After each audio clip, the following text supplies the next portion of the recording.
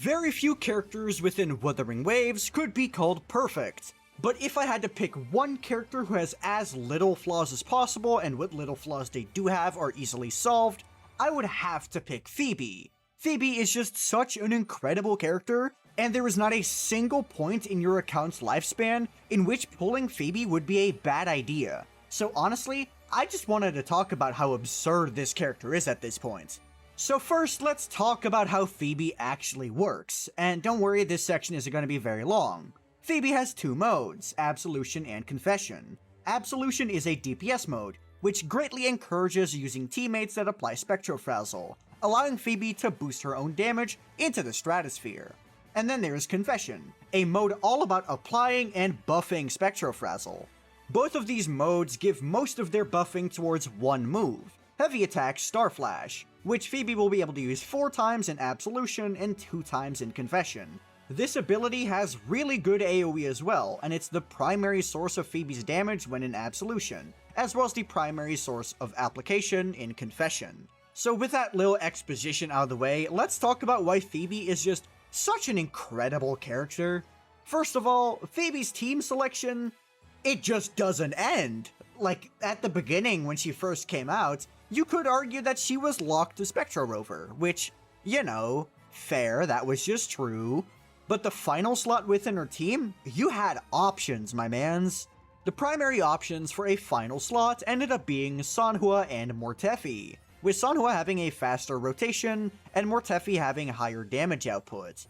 They also both had good outro skills, with Sanhua giving basic attack damage amplification, and Mortefi giving it for heavy attacks. Mortefi's did end up being a bit less impressive because of the fact that Mortefi gives a stat that Phoebe already gives herself a absolute truckload, being heavy attack damage amplification. But either way, both Mortefi and Sanhua ended up being incredible picks for her. You can also run Phoebe in a dual carry team with Chong-Li, which is actually one of the better dual carry teams when it comes to Chong-Li. So even if your Sanhua and your Mortefi were taken, you had another team option. There's also Yang Yang, who has very good personal damage for a character that has such low field time as well, and also makes it so Phoebe literally doesn't have an ER requirement. So you have yet another free-to-play option there. It literally does not matter what your account looks like, because your Phoebe will always be able to create a team. And here's the thing, it's only going to get better the second Shikona comes out. You see, the one restriction we always had with Phoebe is we had to use Rover, and Rover on the rejuvenating set acts as your quote-unquote healer, meaning your final slot had to be a sub-DPS of some kind. This is because Rover is able to use Rejuvenating Glow very well and doesn't lose much damage for it, and since their outro skill is basically useless, this ended up being an incredibly efficient use of your Rover. But now with Shikona applying Spectrofrazzle, not only in an AoE but also in multi-wave, you just have way more options. You see, now you're able to run wacky teams like Phoebe, Shikona, and Shorekeeper, Phoebe, Shikona, and Verena, and you can even go return to Phoebe's roots with something like Phoebe, Shikona, Spectro Rover, or Phoebe, Shikona, Mortefi. This character just has so many team options because there is no insane synergy that Phoebe has to use. Her baseline is incredibly strong, meaning that it doesn't really matter what support you use with her. As long as they're able to buff her damage output in some way, Phoebe is going to be completely fine. Phoebe also has a higher damage output than Jinchi when it comes to the Spectro DPS role. And when we're talking about Zani, who has a higher DPS than Phoebe, guess who Zani has to use in order for the DPS to actually surpass Phoebe? Yep, the only way Zani can win against Phoebe is by getting Phoebe. Truly a masterful showcase of if you can't beat him, you join him. And outside of Phoebe's damage output, which is incredibly high, Phoebe also just has these little details within her kit that make her very easy to pilot. For example, something that Renacita characters have been doing is making it so enemies are unable to move for a short period of time after using some abilities. For some abilities, this is basically necessary, like Carlotta's second skill, or for example with Zani's parry. These are long animations, so if enemies move away from you, that's a big damage loss. For Phoebe, however, they put it on a skill that you can dash cancel on the first frame, so you're essentially able to put out some free damage on the enemy for 2 seconds after using Phoebe's skill. This means that she's an incredibly safe character to play, especially when you realize the fact that this character is ranged, If you're fighting a melee boss, you can just run away. You'll be completely fine. And on the opposite end of the stick, if the boss runs away from you, you don't care. She's a ranged character who is able to lock onto enemies from an incredible distance. So, yep, you just keep pressing your buttons, man. You'll do your damage anyway. So honestly, it doesn't really matter what enemy you're fighting unless you're spectral resistant, Phoebe is able to deal with this. Phoebe also has some of the best AoE out of any DPS, especially when you realize the fact that she is able to group enemies within her skill circle as well. The things really just do not stop adding up for this character.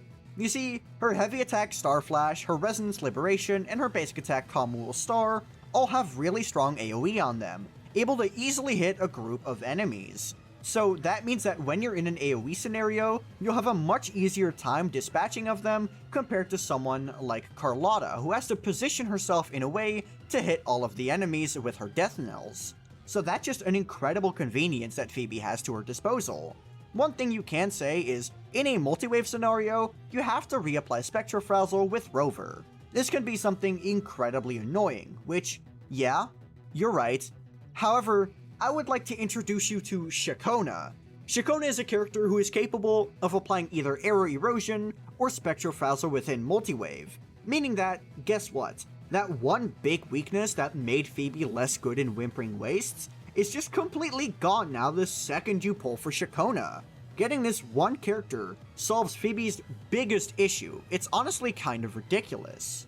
Phoebe is also an incredibly easy character to play. This character has one of the easiest kits to understand. It's really just as simple as activate whichever mode you want to go into, do 3 basic attacks, use your heavy attack, and just repeat that and use your liberation whenever you feel like. It's just that simple. This character has no thought behind her, and because bosses in Wuthering Waves are incredibly punishing if you're not paying attention, so Phoebe being so easy to execute makes it so you are able to put all of the attention on the boss's attacks rather than your own inputs, meaning you are simply going to have a way safer time when trying to clear the Tower of Adversity. I seriously cannot think of a single flaw that Phoebe has as a character, and I've primarily been talking about Phoebe as a main DPS. When we look at the fact that Phoebe also has her Confession mode, which is best in slot with arguably the best DPS in the game, this character just gets even more value. You see, Phoebe is incredibly unique, being the only character capable of buffing Spectrofrazzle damage. And considering how Zani and Phoebe's kits are looking, who are the 2 most recent Spectral characters, we can see that Spectrofrazzle seems to be the direction that Kuro wants to go into with the Spectral characters. Obviously, I'm not saying every single Spectral character is going to be a Frazzle character, but it's definitely something Kuro is trying to put a lot of focus onto right now. And Phoebe being by far the best Frazzle applicant and buffer in the game makes her an obvious choice when trying to talk about literally any type of Frazzle content. And it only gets better when you realize that if you're trying to play an Arrow Erosion team and you did not pull for Shakona, Phoebe is your only way out. You see, Arrow Rover is capable of converting other DOTs into Arrow Erosion, and without Shakona, this is the only way to access this effect. And because Spectra Rover and Phoebe are the only characters capable of applying Spectrofrazzle, and your Rover will be Arrow if you're trying to play an Arrow Erosion team, the only alternative to Shakona is running Phoebe with Arrow Rover, and applying Arrow Erosion that way. There really is no end when it comes to the positive qualities with Phoebe. So that's why I believe Phoebe to be the closest thing to a flawless character within the game. But that's just my opinion. What do you guys think of Phoebe? Let me know in the comments below, and while you're down there, be sure to like the video and subscribe to the channel. If you have any questions, be sure to join my Discord, which is linked in the description. I'm pretty active in there, so if you have any questions, there's a pretty good chance I'll answer. But that'll be it from me. Peace.